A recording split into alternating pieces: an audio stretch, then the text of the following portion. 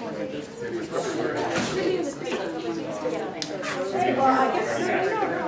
going to get started since we're at our time here. First of all, my name is Mary Dussault. I'm in the Science Education Department. I want to welcome folks here. We have a lot of new faces attending. We have these seminars approximately monthly during the academic year. And today I'm very excited to welcome Larry Bell, who is the Senior VP for Strategic Initiatives at the Museum of Science. He is also happens to be my and several other people here, former mentor when we worked at the Museum of Science, got us all started in the world of science education. So I'm particularly pleased to welcome him here. And Larry's been working, he's been thinking deeply for a long time about how to engage the public in really understanding science, in doing science, and now in being engaged in scientific issues and making decisions based on scientific evidence, but also incorporating personal values and I think there's a third strand he's going to talk to us about. Okay, as we make decisions that bear upon science. So anyway, I'm going to say with no further ado, please welcome Larry Bell. All right.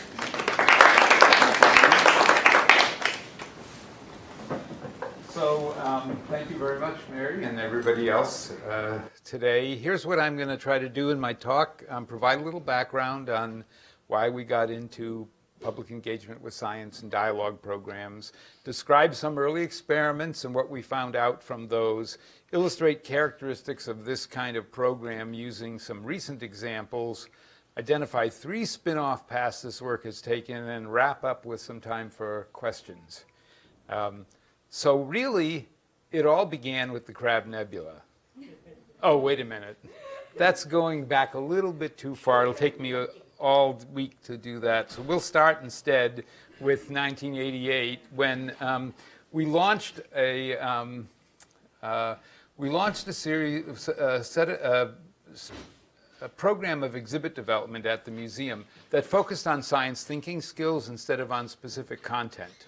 Science is an activity, and how could we make what visitors do in the museum be some of these kinds of activities that you see on the chart here? And Mary first got involved, Paul, Sue all first got involved with the, Roy and Sue first got involved with the museum working on these projects.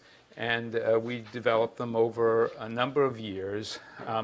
But when we got to this one, putting it to work, which was about applying science, so engineering and so on, as we were starting to think about that one, the Computer Museum in Boston closed. And the trustees of that organization asked our trustees if we would take over the mission of the Computer Museum in Boston. And we kind of said, well, we would if you considered the mission to be technology and not just computers, so that the museum's total subject matter area would include science and technology. And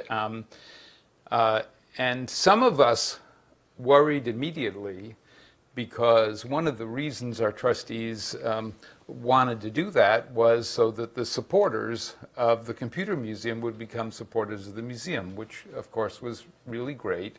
But would that mean that we would go down a path where we turned exhibit halls over to, say, companies to put in their exhibits, the way some of the museums that we all know and love, MSI, Chicago, used to do, and so on.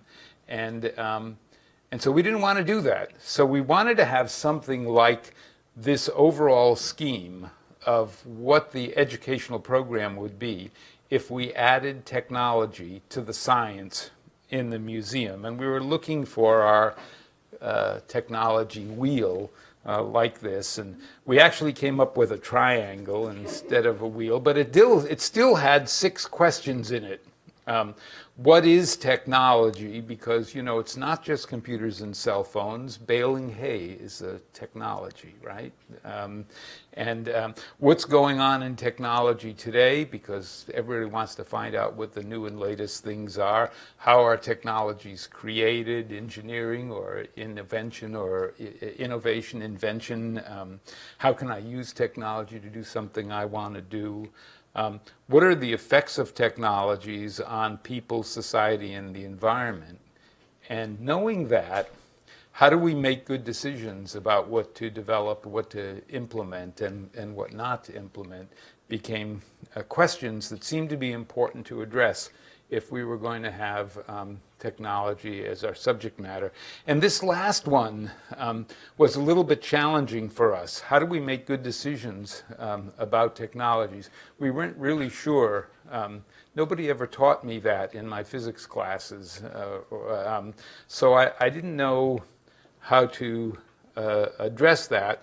But at the same time we were thinking about this, others were thinking about technology education in the formal education system. The International Technology Education Association put out standards for technological literacy, kind of an attempt to do a parallel to the National Science Education Standards of their own. And within that book, they define technological literate person as someone who understands what technology is, how it's created, and how it shapes society and in turn is shaped by society. It's those same 3 pieces of our triangle were repeated in their definition. And a couple of years later, the National Academies put out a report called Technically Speaking. In that report, they defined technological literacy as an understanding of the nature and history of technology, a basic hands-on capability related to technology, and an ability to think critically about technological development. It's those same 3 pieces, right? It's what is it, how is it done, and then what is the impacts, and what should we or should we not do certain things. Even Science for All Americans, which the AAAS put out back in 1989, which we touted, we used a lot to, because it was the call to inquiry to justify focusing on science thinking skills, said that engineering decisions inevitably involve social and personal values as well as scientific judgments. So this was a puzzle to us. If we're talking about social and personal values, then whose social and personal values are we going to teach along with the science? You know, is it going to be those of us who live in the basement of the museum and do all the educational programs, or is it going to be the trustees who are big businessmen and bankers? Presumably, we have some different values, and whose values? How are we going to do that? We didn't really know. And then we came across this talk at AAAS in 2002. 3 researchers from North Carolina State University, and they were studying the Danish model of citizen consensus conferences. The Danish Board of Technology was an organization that would pull a group of citizens together to ask them certain questions about a technology that the Parliament was considering funding, work that the Parliament was considering funding. And so they'd gather this panel of citizens. There would be some kind of science-related or technology-related policy question to address. There would be a period of learning. Now, they would demographically select a group of people, and they would pay them, and they would send them materials to read, and then they would have them come in and listen to presentations from the scientists and so on. And then they would have those citizens get together among themselves without the scientists present to think about, to surface what issues came up among them as they were thinking about the implementation of this technology. And they would start to argue a little bit about this, and they would determine what else they needed to know from the scientists before they could figure out what they wanted to say. And so they would make a list of, 20 things that they wanted information about, give it back to the organizers, and the organizers would then go and get the experts in the country to come and answer those questions for the public panelists.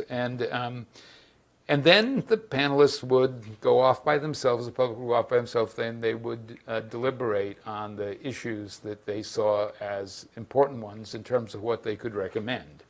And, there were people in the room with wildly different opinions, but they had to put forward what they could all agree to put forward, which meant that they got something that they all agreed upon, and there was some reports on what were the outlying kinds of points of view and issues and so on. And so the recommendations were then presented to the scientists and ultimately to Parliament, and Parliament would ignore it or use it some way in making the decisions about that they wanted to do. At North Carolina State University, this process took about 3 months, 2 to 3 months, and people came for a whole weekend 3 times during the course of the 2 to 3 month period to do it.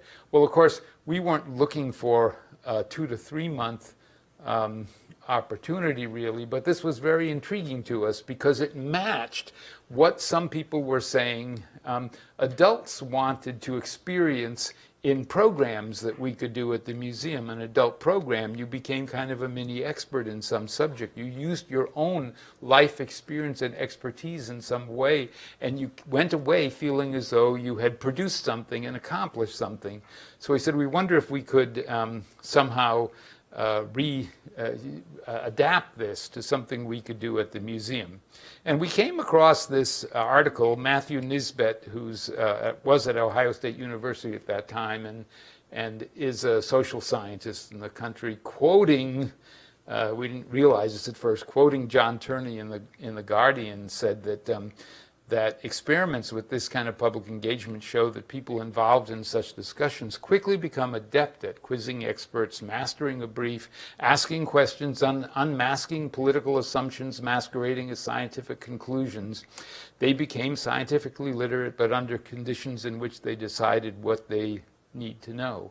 Now that sounded like just what we needed as science thinking skills for this piece of our triangle here. How do you make good decisions? If you could somehow look at things, was looking at these things critically, the way technology speaking was asking for. So we said, let's try to use that in some way.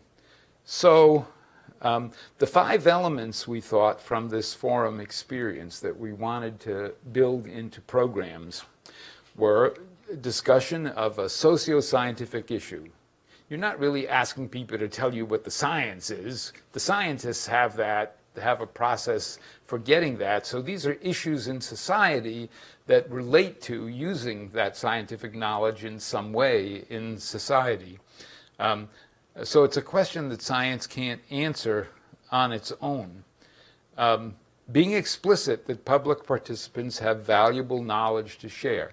That knowledge may be personal experience, it may be knowledge of the community values in their community, what people will accept and not accept, etc.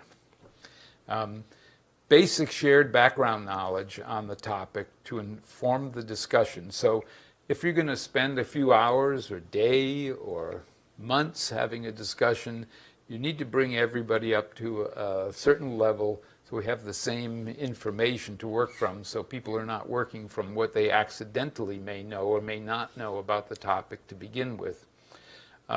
And then multi-directional conversations, including diverse perspectives. So everybody gets involved in the conversation, and then reporting out of results in some way were the basic elements. So we tried this back in 2003. The first couple of activities were kind of role play activities. The first one of these we did with a set of they were like future museum trustees, maybe. They were young professionals who were affiliated with the museum. We thought they were kind of a safe audience. They weren't the public. So it was a good experimental group to try with, right? Because we didn't know what we were doing, right? And so the first of these took on sort of a role-playing. You have been appointed to a citizen advisory committee to advise the mayor on whether genetically modified foods should be served in the elementary school cafeteria. So that's the question. Should genetically modified foods be served in the elementary school cafeteria? In this particular program, we had 6 experts. And we did the speed dating thing. The public was seated at 6 tables. There were 6 experts. Each expert got up and said 5 minutes what they were and what their background was and so on. And then the 6 experts went to the 6 tables. The people at the table had 10 minutes to question the expert at their table, and then a bell rang, and the experts went to the next table, and they rotated around. In the course of an hour, each table had time to interview all 6 experts, and then after that to deliberate on what they thought about this issue. They ended up being more concerned about the environmental impacts of genetically modified foods than the health impacts. I don't know if that's the right place to be, but that's how that particular thing came out. But the main thing was that they started saying, could you come and do this for my church group? Or, very people said, this was a fun experience and it was an interesting experience. Could you do it for some other organizations of ours? And then the second one we tried, you've been appointed to a citizen advisory committee. This was to advise the city council on the type of energy generation facility to allow to be installed in the city. I don't know if that situation ever actually comes up, but that was the idea. It was about energy. And this one was a full day. People came in the morning, they heard experts speak, there were lots of resources online and on the tables in the room. It was very complicated. People went off into separate rooms to deliberate, so they didn't weren't disturbed by each other, and they came back at the end of the day and they had flip charted all of these recommendations. They made all their presentations. And after they had been there 8 hours, we were exhausted and they wouldn't leave. They just kept wanting to keep talking with each other about this issue they had spent all day talking about. And we said, well, so there's something in this if people like it enough that they are... Then we got this opportunity for this huge nanotechnology project. And in the solicitation for the project, they specifically called for thinking about discussions around the societal implications of nanotechnology. I think the reason this opportunity came to the Science Museum community is because people at NSF were concerned that Michael Crichton's novel Prey might be made into a popular science fiction movie that everyone would see, and everyone would learn from that nanotechnology was going to destroy the world, right? And that they knew nothing else about nanotechnology. The research said nobody knew what nanotechnology was, and that science fiction was going to give them a very bad opinion, and then there was going to be a backlash, and we wouldn't be able to develop this technology, and it would all get developed in China, or something like that, right? Helping the public to know something about this new technology was important, and they also wanted to delve into some of these societal and ethical implications of it. So when we got that grant, we put together a small group, 5 museums, to work together on these dialogue programs. Museum of Science, Science Museum of Minnesota, OMSI in Portland, Oregon, the Exploratorium, and Museum of Life and Science in Durham, North Carolina, all worked on this. And folks were a little hesitant about getting into this kind of programming because we're used to presenting what we know. We feel confident in presenting what we know. And when we get to this kind of programming, we're not presenting what we know. There's a lot of open questions, a lot of things we don't understand, and we're really turning the content of the discussion over to the audience instead of having full control over it the way we normally can do in the kind of program like I'm doing right now. This part of the program is I'm being able to control the content. But the first topic we did was given the potential benefits as well as the unknown risks associated with nanotechnology. This was in 2005. Who should play the major role in shaping its future?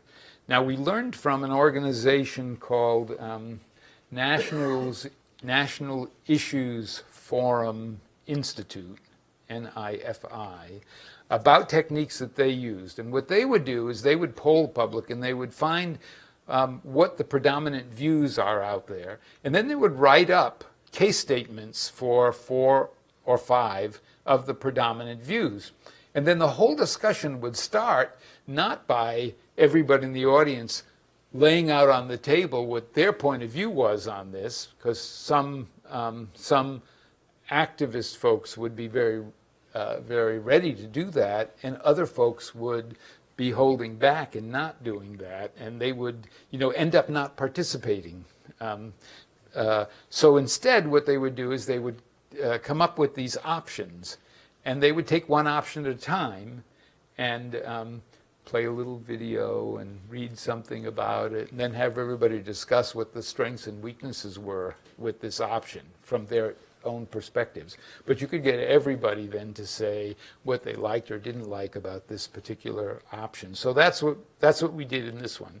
We said option 1, leave it to the experts.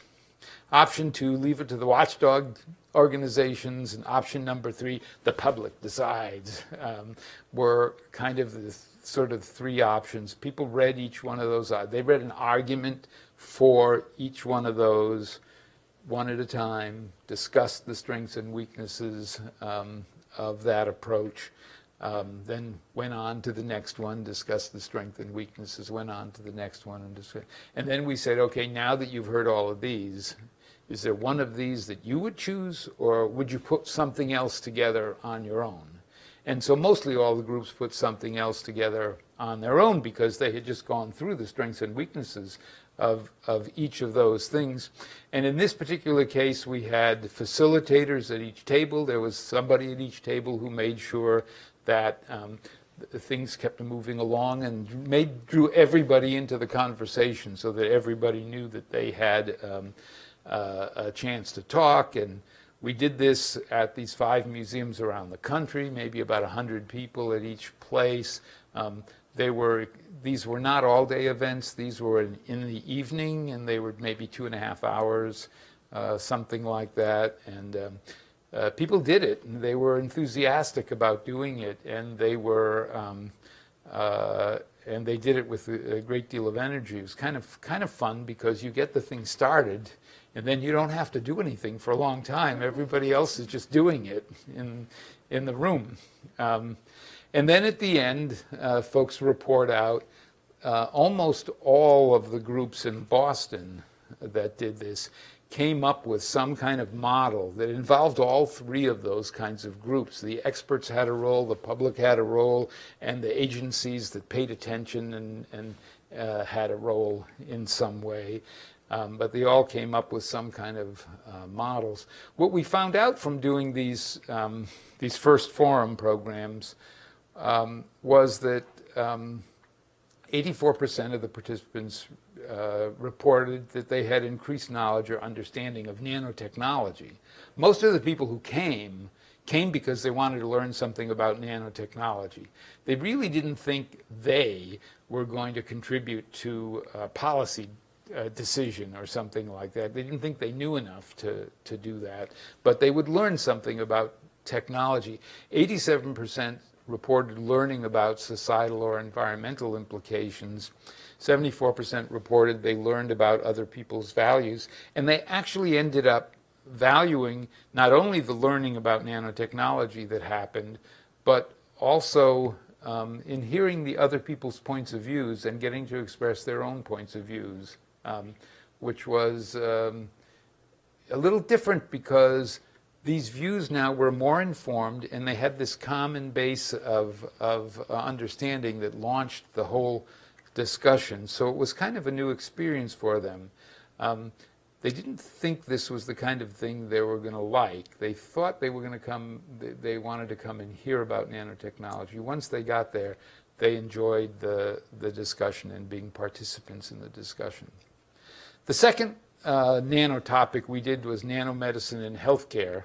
And this was kind of focused on the question of whether people should be allowed access to these technologies that have nanoparticles in them before we know for sure whether they are safe or not, whether there are any problems with them or not. Some of these would be things that are covered by regulations of medicines, but some of them were things like sunscreen and so on that you rub on you, and nobody's regulating that really. So what do you think? And I naively thought that they would say, we're not really worried about things that you rub on your skin, but stuff that you actually put in your body, I'm worried about.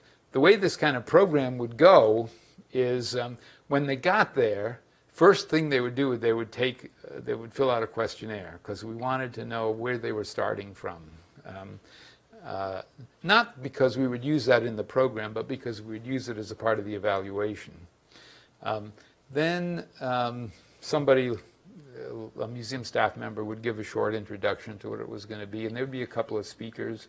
In this program, speakers and Q&A, the part where we told stuff to the audience was about half of the time, was about an hour.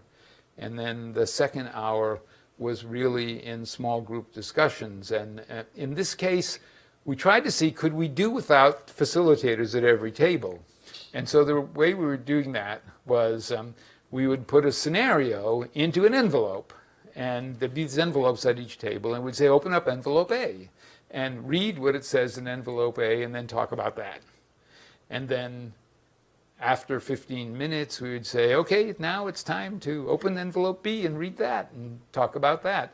And so they talked about sunscreens and cosmetics with nanoparticles in them.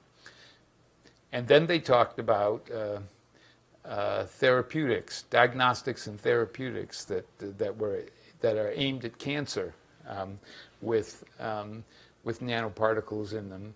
And actually, they were more reluctant to have people have nanoparticles that they put on their skin so that their skin is moist and sun-free than they were to do the therapeutics. If this is something that might cure cancer, then they should have it as soon as it's available, whether it's been approved by the by the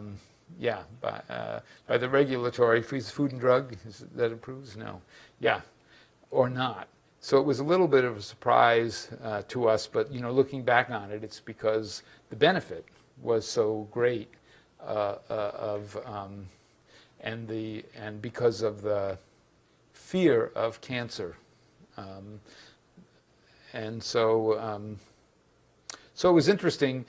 For this particular program, we had Barbara Flagg of Multimedia Research did summative evaluation, and she did stuff at the forum program, but then she called people 2 weeks later and asked them questions and so on. And what she found was that people who participated had gained knowledge and understanding, and that the gain in knowledge and understanding was particularly large among those without a strong interest in science. The folks who had a strong interest in science already knew a little bit, but people who didn't have a strong interest in science didn't know very much about this, and so their gain was greatest. They had increased confidence in expressing and supporting their views about Nano.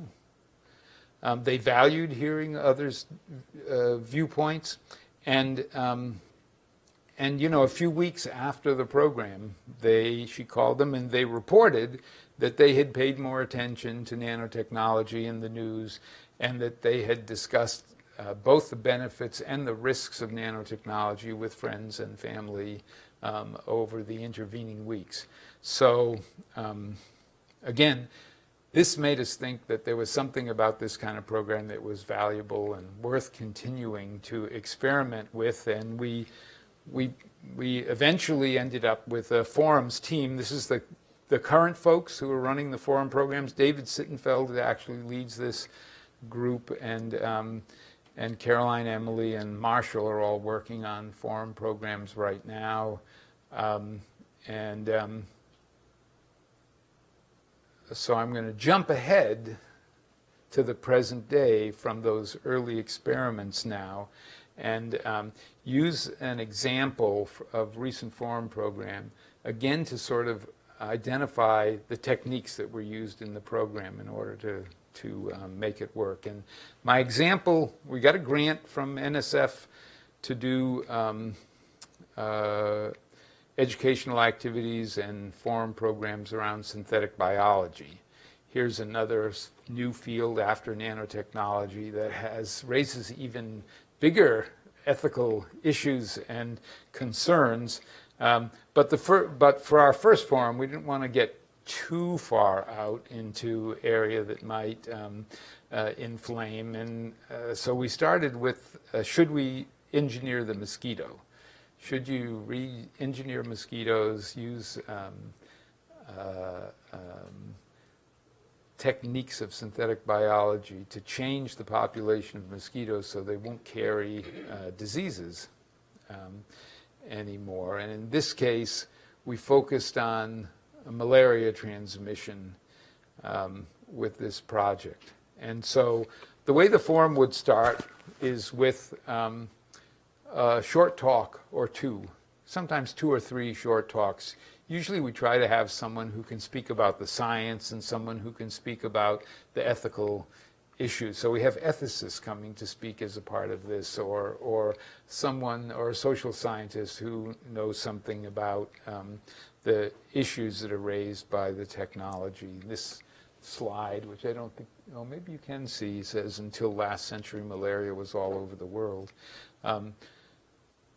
And we do it for a group of 50 or 100 people who are seated at round tables in the room. In this particular program, our goal really was to find out what the scientists would learn from participating. And I don't mean the scientist who's speaking at the platform there, but scattered throughout the room, you see folks in these teal, kind of greenish blue t-shirts that are part of another program we were doing. They're all people who know something about synthetic biology. They're graduate students or undergraduates who are studying synthetic biology in some way, scattered around the room. Okay, so it starts with a talk. And then, again, going with the non-facilitator route, there's kind of this instruction sheet with for the course of the next hour and a half, the sort of 6 steps or 7 steps, or I can't see how many steps you're going to go through in the course of this project. And the first couple of steps say, after you introduce yourself at your table, is to read the malaria profile aloud, and then the engineered mosquito profile. So the idea is there are a bunch of cards on the table, and different people, you distribute them and have different people read these cards. And this is a technique we got from a program online program called You Decide in Europe.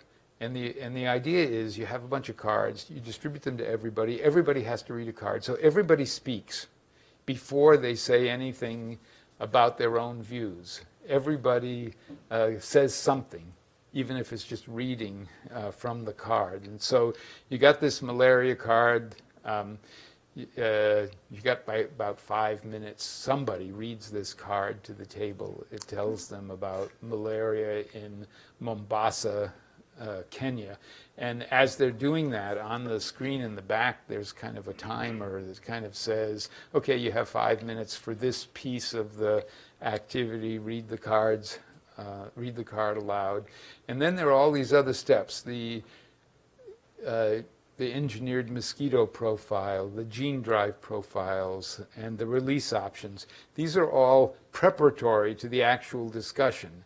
They're so that everybody at the table gets the same information, regardless of what the speaker said, because sometimes it's hard to control. You bring in the scientists, what they're actually going to say, and whether it'll be relevant to the discussion or not. You know, it'll be about their research. So everybody gets the same information by going through, taking turns. This person reads the engineered mosquito. This one reads gene drive 1. That person reads gene drive 2. Somebody else receives what are the release options, and so on. So it's kind of a game in this respect.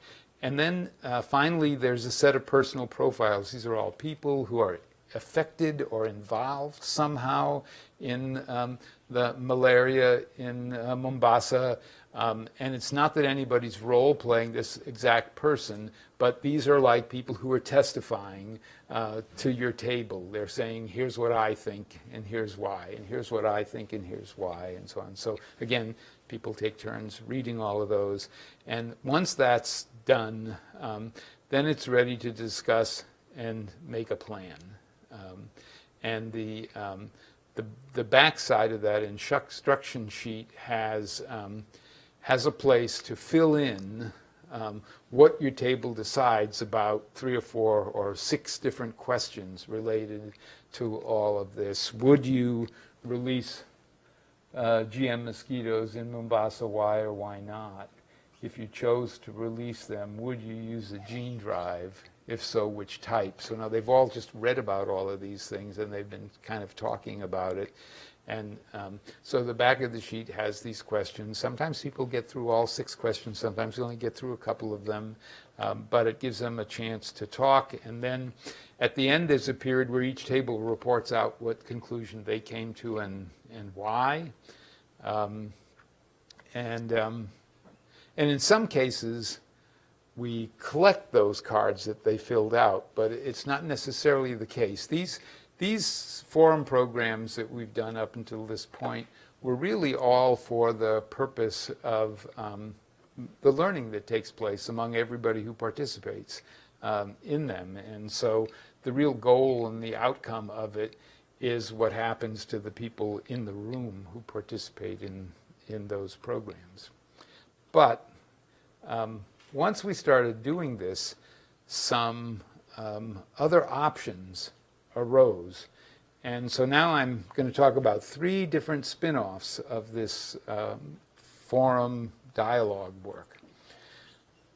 One of them came about because in the Nano project, we were partnered with folks at Arizona State University in the Center for Nano and Society.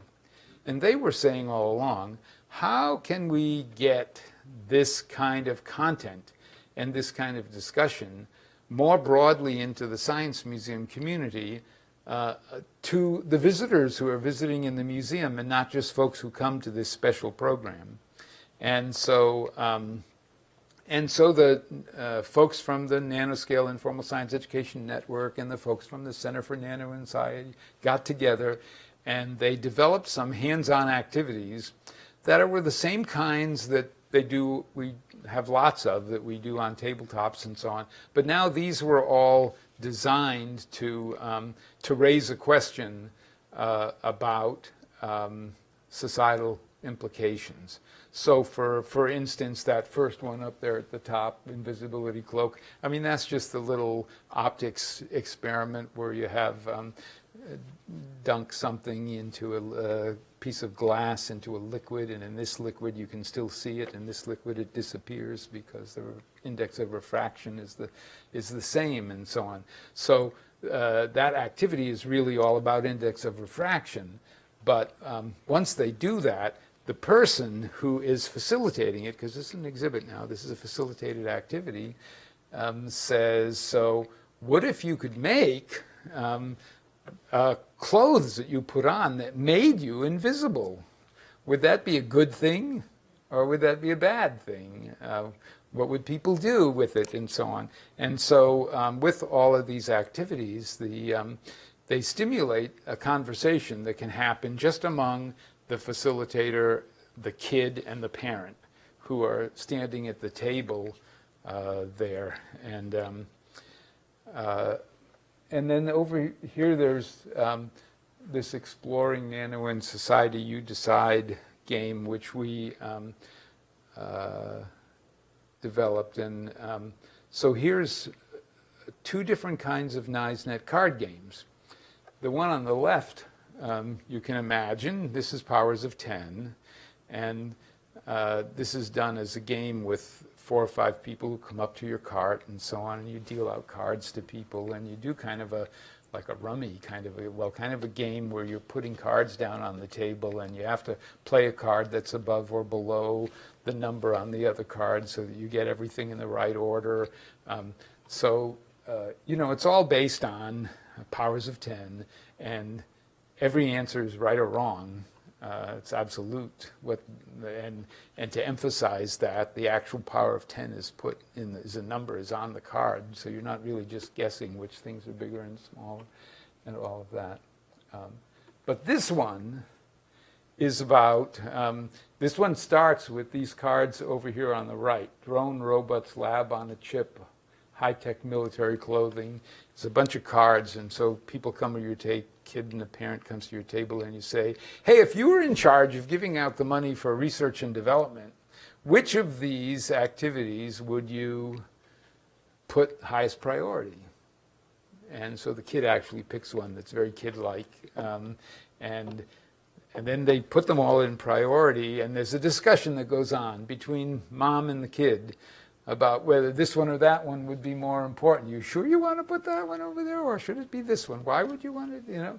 And then, so after they do all of that activity, then the demonstrator pulls out one of these other cards on the left and says, here, suppose you were this mother in Mozambique. And there's a little sentence about the little paragraph about the mother in Mozambique and what's going on in her life. And you say, if you were that person, what do you think, which one do you think they would pick? And obviously in that paragraph there's something that stimulates the idea that their biggest problem is, say, for instance, it might be pure drinking water or something like that. So while the kid might have picked the invisibility cloak as the thing he really wants most of all, then they would look through the cards and say, oh, that filter that makes water drinkable is probably the one she would pick the most. So you get the idea that depending on people's personal experience and on their particular values that influence their life, you might make different decisions about what you would do. And so we picked that same idea up with synthetic biology, although they did it a little bit differently because resorting the cards over and over again made such a mess. Instead, they laid all the cards out and they gave you tokens as if you were NSF funding this research project. How many?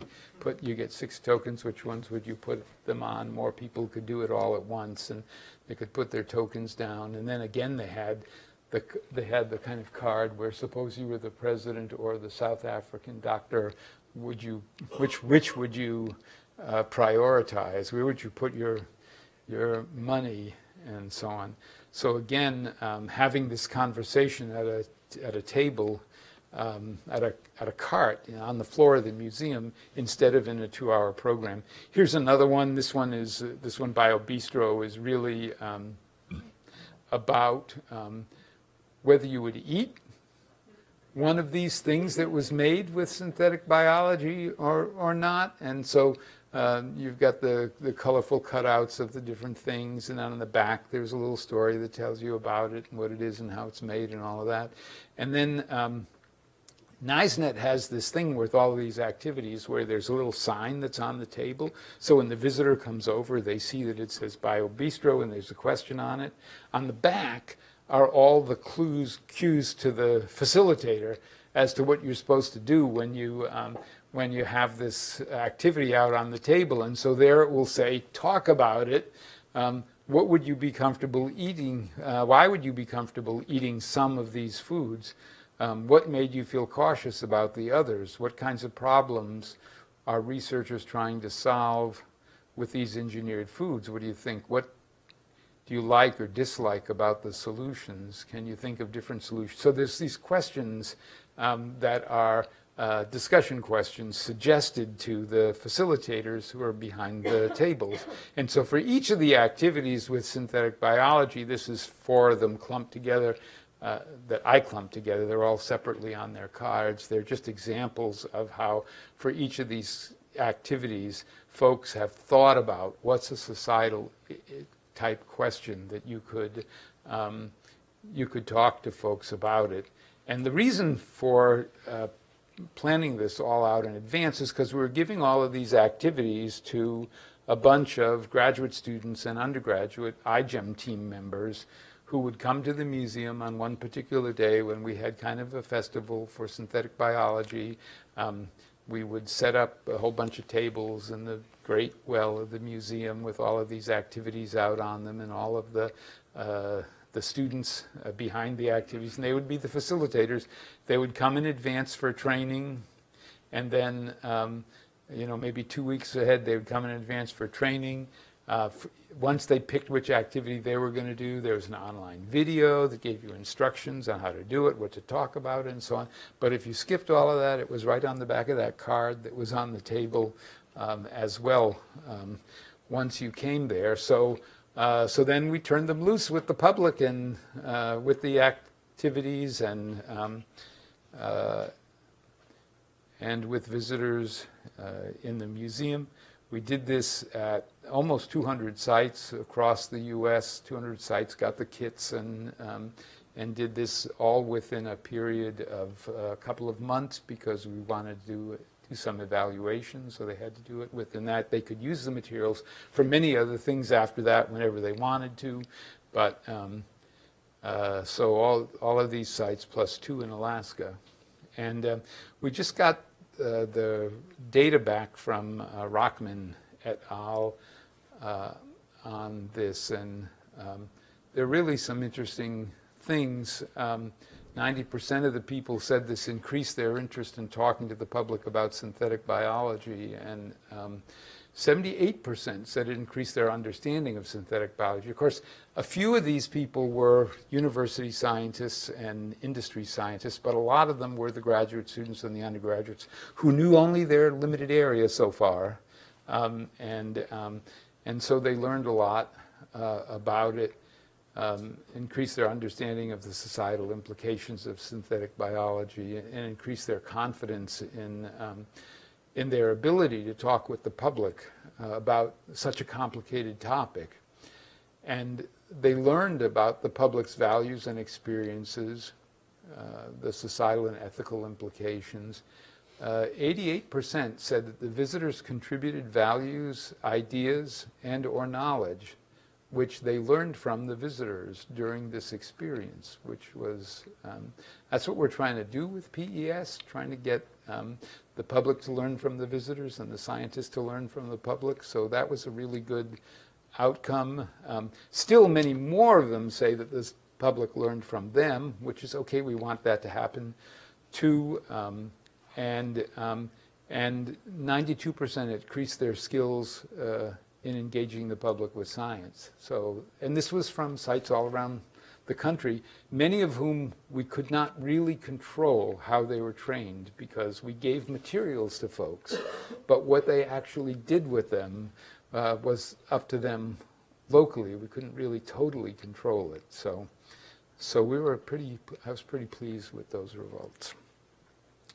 Now, a different spin-off is how do we do this in an exhibit where you don't have that facilitator there? And in the course of developing the Hall of Human Life, folks wanted to do an activity that got people to realize that science doesn't tell you what to do. It might tell you what will happen if you do something, but whether you do it or not is going to be based on other things, other values that you may have, or other needs besides the science. And how do we get that somehow into this area? And we did some research on socio-scientific argumentation. This is students, mostly with students, how students argue that we should do something or we shouldn't do something. And that research suggested that people mainly use three kinds of statements to support why you should do one thing or another. They use personal experience. I've been drinking Coke all my life and it hasn't hurt me. Or they use social values. Nothing else should be taxed. We're taxing too much already. Or they use scientific evidence. There's evidence that shows that too much sugar increases diabetes and causes health concerns and so on. And so, the original question we used was, should sugary drinks be taxed? And so there were these three kinds of, and so we tried to build that into an exhibit experience. And we started out on paper with a facilitated activity on paper, and I tried it out, modified some things, worked on it, eventually migrated over to a computer-based system where the computer prompted you to think through these different steps of the discussion, and then eventually that became an exhibit that's in the museum right now called Provocative Questions. What you can see mostly in this picture are these places where two people sit down across from each other and they're looking at two different computer screens which are synchronized with each other, and get them to think separately together about the same question. And so the questions might be, the first question might be about what's your personal experience with connection to the question. The question might be about should sugary drinks be taxed, or it could be about should parents have access to the full genome sequence of their unborn children. Or it should be a question like, should high contact sports like football and soccer be banned for children under a certain age, let's say, and so on. So it's one of those questions is up there at any given time, and you start by thinking about what's your personal connection to that question, and after you've selected on the screen has nothing to do with me, I'm directly infected, I know somebody who's affected, then the computer says, oh, now tell the person across from you what your personal connection is. So there's a short discussion. And as soon as that discussion is over, you go on to the next step. The next step may be, here are 6 areas of scientific research. Which one interests you the most when you're thinking about this question? And so you have time to look at brief statements of the findings from different research, like the effects of sugar on your health, or like the effects of taxing on behavior, or like the effects of artificial sweeteners on your health. So you have those 3 choices, and you look at some studies, and then you pick which ones influence your thinking the most, and then you share with the person across from you. So here's what I picked, and the reason I picked this is because I think this, and then there's the social value one. There are kind of 3 kinds of social values that we deal with in there. They're basically around whether everybody should decide for themselves, or whether the government should make people do certain things because they know better. Then there's the question of should everybody, if somebody does something that hurts them, should they have to pay for it themselves, or do we collectively in society benefit by having everyone better? So it's like, who pays for it? Who decides? Who pays for it? And then the sort of general one of take a conservative approach, don't do anything until we know it's sure, or if this is possible, we should go ahead and do it, with technology. Those are the three kinds of questions. And exploratory research found that visitors were more likely to use scientific evidence when asked their viewpoint on a topic, even around a topic that was not covered in the exhibit. So they kind of got some idea about, in other words, we asked them about something that was not in the exhibit, nothing about hand sanitizers or antibacterial hand sanitizers, and which had anything to do with it, nothing to do with what was in the exhibit. But after they went through the exhibit experience, they were more likely to use scientific evidence than they were before. It was interesting. And then, and they were more likely to pick that they were unsure about what their answer would be to the question than they were before. And now normally in science education, we would think that's bad. But in this domain of social science education, people thought that was good. And the reason that was good is because, remember those three things, personal experience, social values, and scientific evidence? That's the order of strength that those things have on your decisions. Most decisions are made from personal experience. Personal experience is stronger than the other two. Social values is stronger than scientific evidence is the third strongest. Now scientists go, can't be the case, right? But in terms of people making decisions about these things, we're seeing it right now, right? In public life. It's become suddenly quite visible.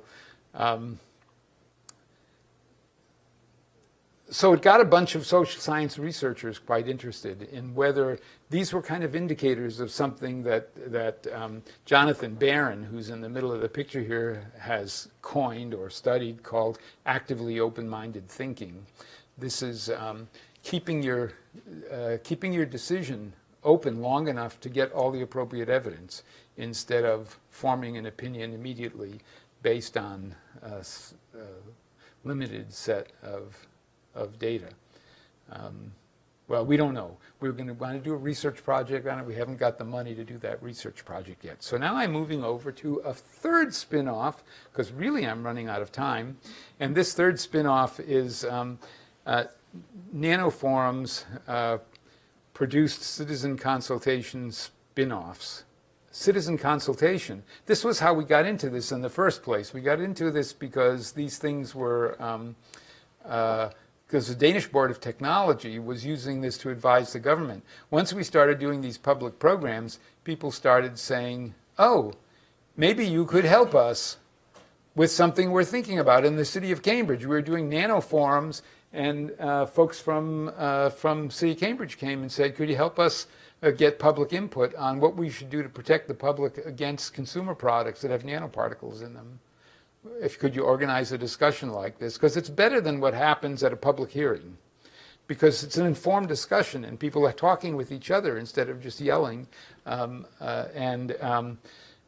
so they did that. And then a group of university and nonpartisan public policy folks got together and said, would you join us in a new effort? We'll call it Expert and Citizen Assessment of Science and Technology, and would be made up of science education outreach people like us at the museum and policy experts like the Woodrow Wilson Center in Washington and academic researchers, and we'll organize citizen consultations on different kinds of questions that might come up. And just as they said that Danish Board of Technology that was that we started all of this with started doing these worldwide dialogues where they would do it in 100 countries all around the world, all in one day. So you'd have 100 of these going on, starting in Asia and migrating around to California in the end, and all using the same materials. We participated in several of those. They're quite impressive. The data gets put into the system right as the meeting is going on. You know, the first round of questions, I would sit there and put the data in, and you can go to the website the participants can't do this, but if we go to the website, we can see what all the other sites already decided about the questions that were being put in.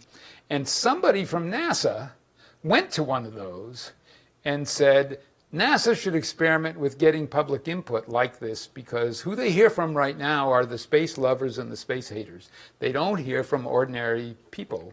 And so NASA contracted with our partners at ASU to get ECAS and us to work on this dialogue program on informing NASA's asteroid initiative. And it was just like these other programs we do. There's some presentations up front to get everybody in the same place. There's a group deliberation. There was expert Q&A. And there was voting. And then where people filled out these ballots, you know, at different points during the day on different questions, and then the data got tabulated, and we came up with certain answers. But more richer than that was the write-in comments about why they chose one thing or another.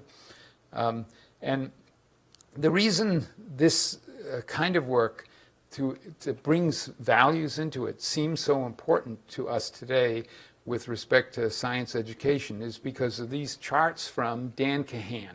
You've seen these charts from Dan Kahan, right? Here's the question, human beings as we know them today developed from earlier species of animals. And depending on your level of religiosity, the greater scientific comprehension you have, the greater disparity there is in the way people answer. You would kind of think that if everybody knew the science, they would come to the same conclusion. Well, everybody does know the science, because over here, if you just ask that question, according to the theory of evolution, human species developed from earlier species of animals, then it doesn't matter whether you're highly religious or not as religious. Everybody answers the same way. They know what the science says. They just don't choose to agree with that in terms of anything related to their own life. And the same thing happens with climate change around political. Everybody knows that it's carbon dioxide that's doing it, but they don't necessarily agree that it's because of human activity.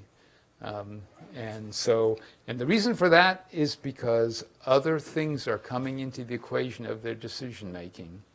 It's their personal experience and personal and social values. And somehow we have felt that if we can bring that in somehow to the discussion and recognize it, that we can get to places where we can come to conclusions that we can all agree on. But we can't do it simply by hitting them with more of the science, because the science is not the thing that's causing the difference. The science, what's causing the difference is the social value. So anyway, that's my talk. Sorry I went so long.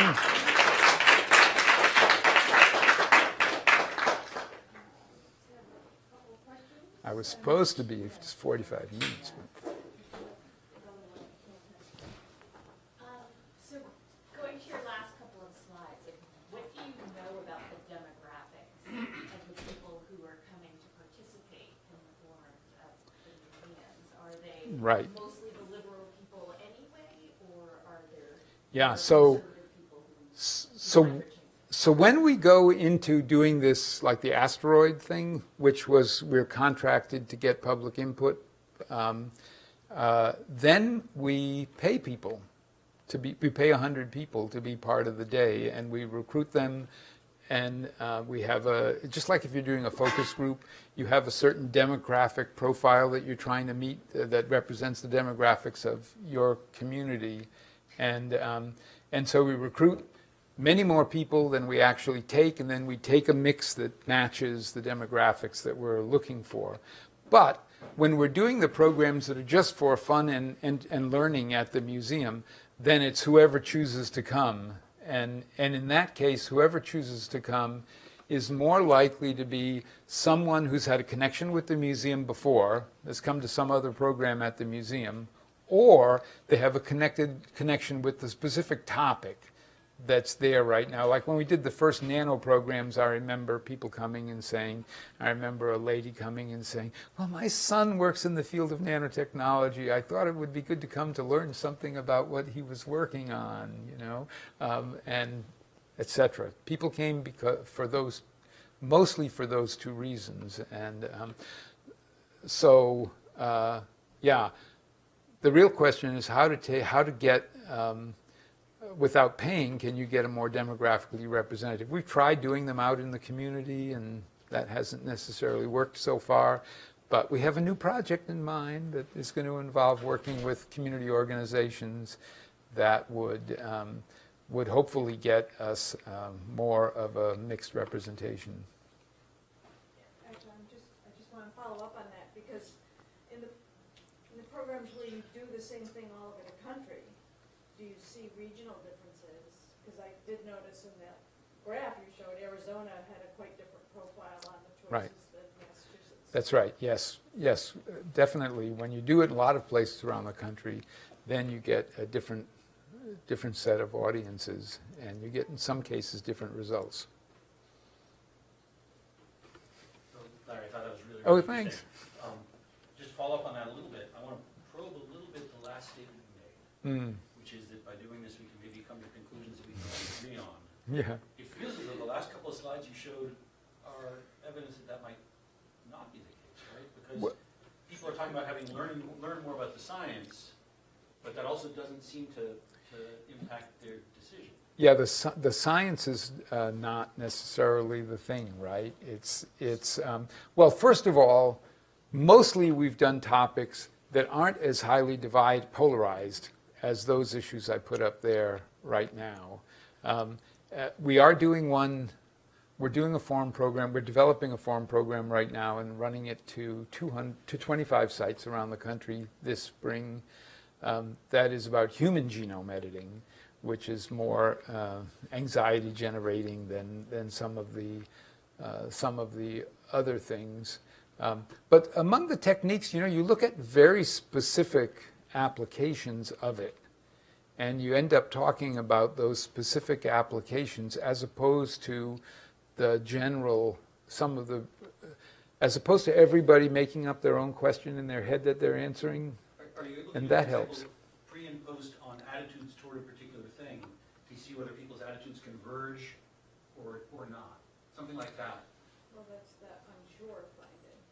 Yeah, well, that's the unsure finding, right, of that particular activity where people came in thinking they knew and left Really, either confused or more open-minded. can you get a range of views? You know, how wide is the spread of people's opinion about this technology before and after the session?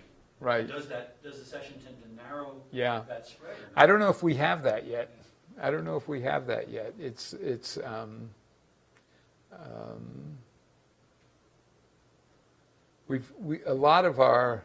a lot of the evaluation we've done has been aimed at improving the program, right? So it's like what worked and what didn't work, and what did you get out of it, what didn't you get out of it. We're only just starting right now. See, I've been arguing that these are self-selected audiences. You can't really take the answers that come from that group and think and report those to somebody. Because they're not reflective of the general population and so on. But the social science folks are interested in seeing what you get out of the conversations and how do they differ from what you get from a more demographically represented sample. Are they really different, or do we? So we're starting to get into areas where we could do some of that kind of research. It's really cool stuff. Yeah. Food. Eat food. Yeah. Yeah. Continue. We don't need the slides anymore. Yeah. We'll have. Did you want to ask that question? And then we'll Sure, I don't break and understand have teaching pizza anyone and at people lunch. can leave. It was just a quick question. Have policymakers participated in this, in some of these programs, and not so much to come to their own decisions, but actually to see how the public comes to decisions? Well, yeah, so Sam Lipson from Cambridge asked us to do some of those programs on nanotechnology, and so that was one thing. And the surprise in the first one of those that we did was that during the question and answer at the end, somebody got up and said that she was from the state's Department of Health or something like that, and she was wondering, based on this presentation, what Sam thought the state should be doing about the same issue. And that was kind of a surprise to us, that there was somebody in the audience who was a policymaker we didn't know about. Yeah. When we did the NASA things, there were NASA staff were in the audience, but they were isolated from the public.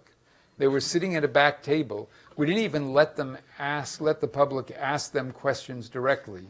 The public asked them, put questions they had on a card, and they held it up in the air, and a runner came around and picked up the questions, and the questions got shuffled off to a table that had NASA experts on them, as well as some NASA experts that were online at different locations, who then came up with answers to the questions and typed them in, and so they came up on the screen in front. So there was no influence by, oh, I really like that guy, so I'm going to go along with anything he says or anything like that. There was, yeah. So that's, yeah. So Okay. let's, Pizza. Thank Larry again. We have Larry, I know that you have to go back to a presentation. I have to So run. do you I should have be there. 15? I should be there by, definitely be there by 1 o'clock. So Okay, I can have that's a few fine. We have minutes, to- yeah. a few more minutes to chat, especially since I went so long. That's all right. Very interesting. I kept thinking my target was quarter of, but that was not the target. That was the target. Yeah. And then also weed through all that media. Water. I give you water. Oh yeah. I took some sip at the beginning. I'll pack up too while I'm getting ready for this. Hello. I am teaching physics at Pine Manor College, which is a small college Oh yeah. at Brookline. Yeah. This semester I'm teaching 2 general physics class, physics 1, physics 2. I'm thinking of just leading